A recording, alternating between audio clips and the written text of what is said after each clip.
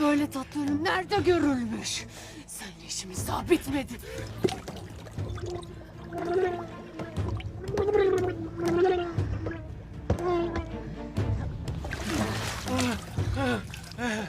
Konuşman senin hayrınadır evladım. Bilesin. Bu bilek taşı gibi öfkemi bilemektesin. Yazıktır, günahtır. Ölürsen kendi çukurunu doldurursun. Ben senin gözü yaşlı anana üzülürüm. Söyle bana hadi de, bizim mallarımızı sen mi iç ettin? Benim bir suçum yok.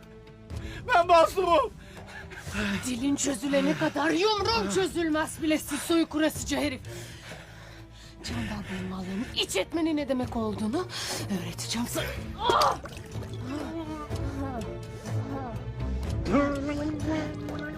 Öğreteceğim sana.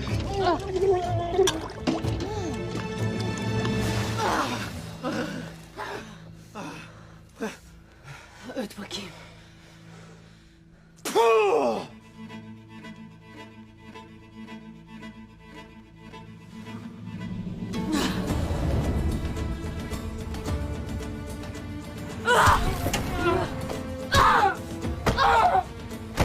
Aslan!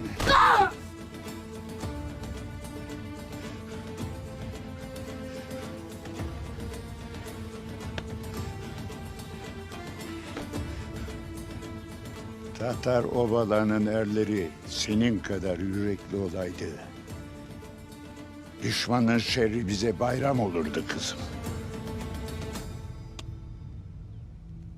Kulluca.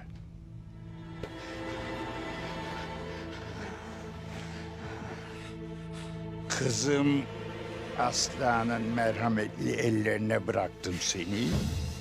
Anlamadın. Bakalım benim şefkatim senin dilini çözer mi?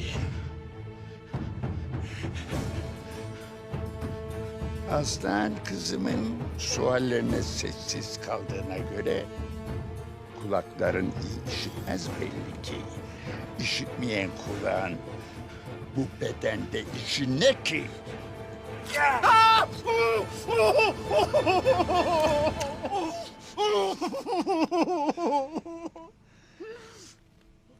Bakalım bu kulağın işitir mi? De bana evladım, bizim mallar sana nasıl geldi?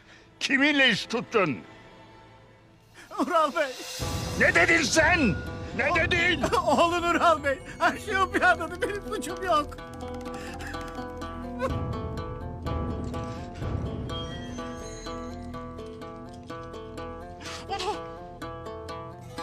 Beyim yapma. Ölürse Ural Bey'le yüzleştiremeyiz onu.